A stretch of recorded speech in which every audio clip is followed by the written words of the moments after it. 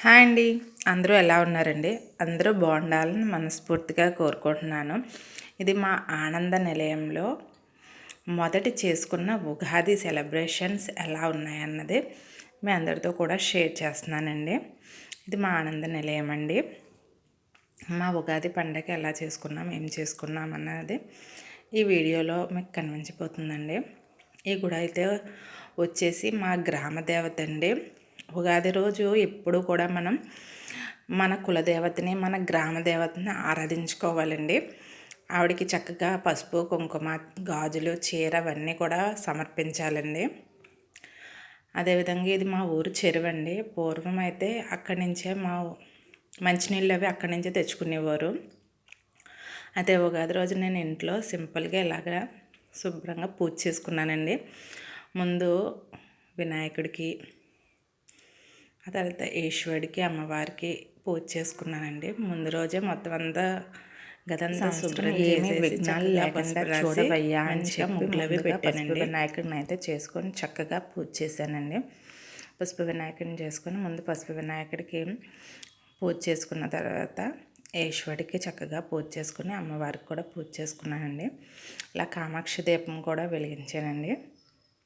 అయితే ఈ సంవత్సరం అంతా విఘ్నాలు లేకుండా ఉండాలని ముందు ఎప్పుడైనా కూడా మనం విఘ్నేశ్వరుడికి, అది పసుపు వినాయకుడికి అయితే ముందు ఫస్ట్ పూజ చేసుకోవాలి. తర్వాత మన ఇష్టదైవం ఎవరైతే వాళ్ళకి పూజ చేసుకోవాలి. ఈవిడేనండి మా ఊరు వనూలమ్మ తల్లి. కోరిన కోరికలు తీర్చే కల్పవల్లి మా వనూలమ్మ తల్లి.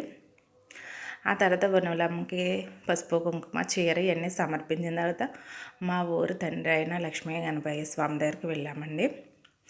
అక్కడ చక్కగా ప్రదక్షిణలు అవి చేసి స్వామికి నమస్కారం చేసుకొని కొబ్బరికాయ కొట్టుకొని మేమైతే ప్రదక్షిణలు అవి చేసుకొని చక్కగా మా ఊరి లక్ష్మీ గణపయ్య స్వామి అండి.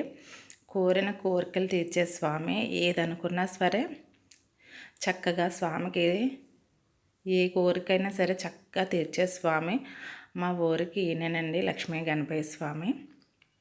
ఏ కోరికలైనా నెరవేరుతుంది. అసలు ఉగాది రోజు అయితే ఖాళీ ఉండదు. ఇంక అందరూ ఫస్ట్ వినాయకుడినే కదా సందర్శించుకోవాలి.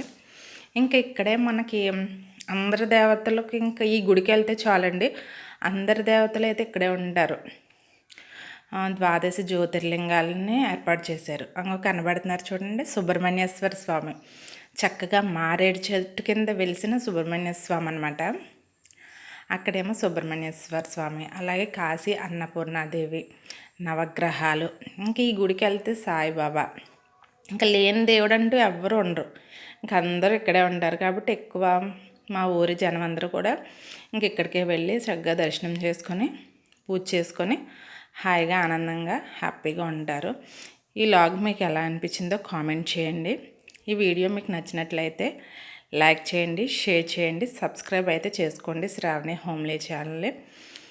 ఇదేనండి వాళ్ళ వీడియో. ఇలాంటి మంచి మంచి వీడియోస్తో మళ్ళీ మీ ముందుకు వస్తానండి. థ్యాంక్ యూ అండి. మా ఆనంద నిలయం, మా పెద్ద ఆంజనేయ స్వామి, ఈశ్వరుడు,